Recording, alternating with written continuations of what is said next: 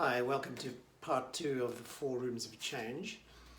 So in the last clip, what I invited you to do is to think about the emotions that sit behind the behaviors that one might see people exhibit as they go through change. And indeed, how that was true for yourself as you went through a change process. So at this point, I presume you're recognizing that there are really a huge range of changes that could be sitting in there. And as you as leader look out for where people are at in the change process, at least I think having this as a lens gives you a way of categorizing, if you like, the behaviors that you're seeing. What I want to do now is talk about the leadership component of this by way of leadership responses, leadership strategies that you might put into place. And I'll give you a few, and then it'll be useful for you to generate your own, obviously, make this your own. So we'll walk through each one and I'll give a few just to kick you off. So in the contentment area, the change hasn't been announced yet, but you and they know that change is a constant, and so how do we kind of support them? So you want to keep your team informed. So information giving is absolutely vital, so they know that they're up to date and to see what's happening.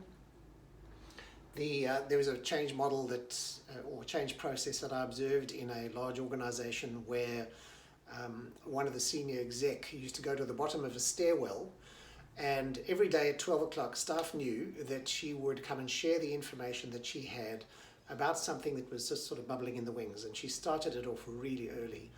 And then as it gained momentum, she maintained this 12 o'clock information giving session. And it was a fairly high building. It was about 10 stories up, and all the way around the stairwell, staff would come along and they would sort of hang over the edge and listen to her who'd stand at the bottom and give this information. And it was a very effective strategy. So information giving, setting up people's networks,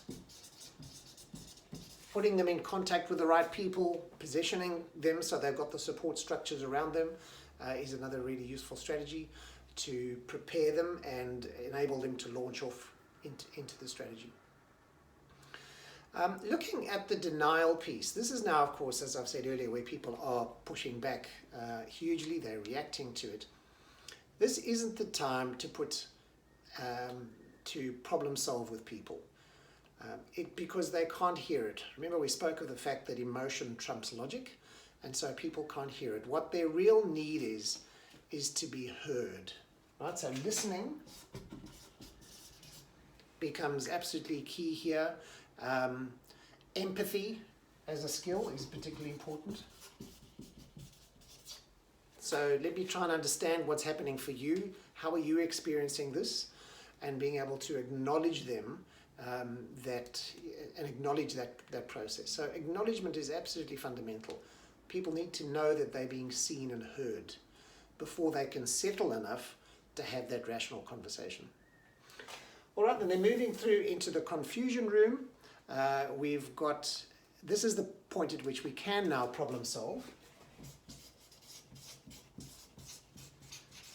Because even though they're still in an emotional state, people are surfacing enough to begin to talk about it. So you might be able to problem solve with others.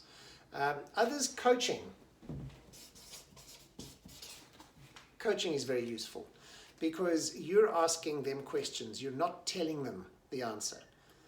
Coaching is purely about asking questions at its best and allowing the other person to see a way forward for themselves that they can own. And it allows them a sense of agency. So it's a very, very powerful way of getting people to kind of move forward. And then up in the renewal space, what you've got up there is really what you're doing is affirming people's strengths.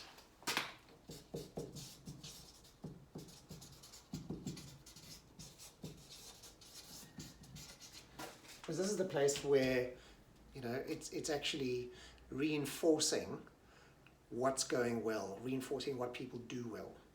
So affirming strengths is one way to go. Celebrating what's been achieved, really important. Yep, that kind of approach. So that gives you a set of strategies, and I've just given you some ideas that you might take forward. If we were to summarize the approaches here by leaders, I would say that in this block, all these strategies that we're taking forward, the role of the leader is informing.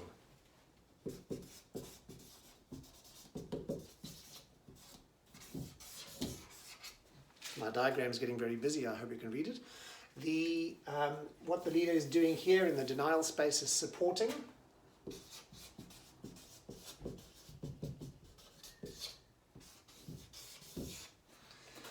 In the confusion space, what you've got is encouraging. So the dominant style of the leader at this point is encouraging.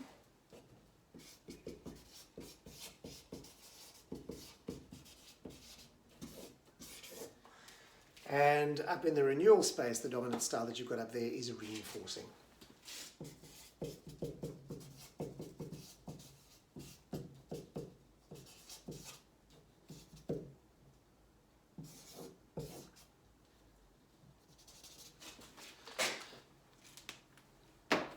Okay, so with that in mind, the useful exercise at this point is to have a bit of a think about what are some of the other strategies then that fall into these four approaches that leaders take. What else might you do in the informing space? What else might you do in the supporting space, in the encouraging space, and in the reinforcing space? Thanks.